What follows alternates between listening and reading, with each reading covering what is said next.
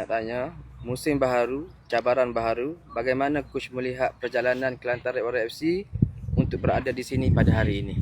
Bismillahirrahmanirrahim. Assalamualaikum. Yang pertamanya memang kita bersedia untuk bermain di Liga Super dan kita berasa bangga kerana dapat bermain di Liga Super masuk secara merit. Walau bagaimanapun pihak pengurusan sedang menguruskan beberapa masalah teknikal yang belum lagi diselesaikan. Sebenarnya bukan masalah kita, ini masalah orang, kita terpaksa selesaikan. Jadi selagi tak selesai masalah ni, selagi itulah kita tak boleh nak mengambil pemain import atau pemain tempatan.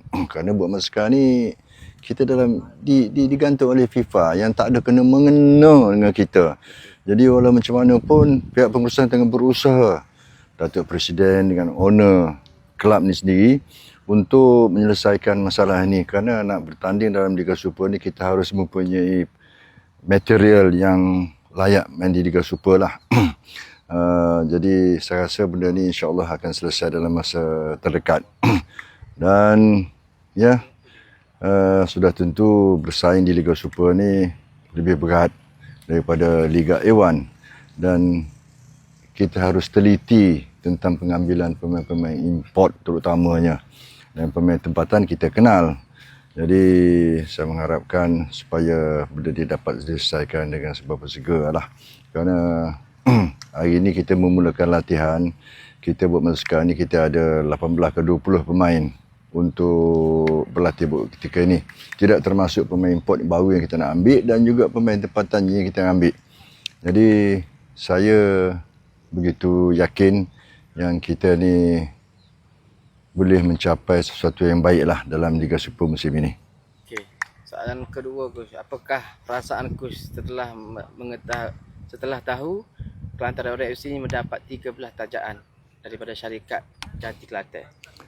Ambo tak pernah dengar lagi sampai 13 sponsorship ni. Jadi maknanya begitu, maknanya yang tukang sponsor, yang sponsor ni dia yakin dengan kemampuan kita.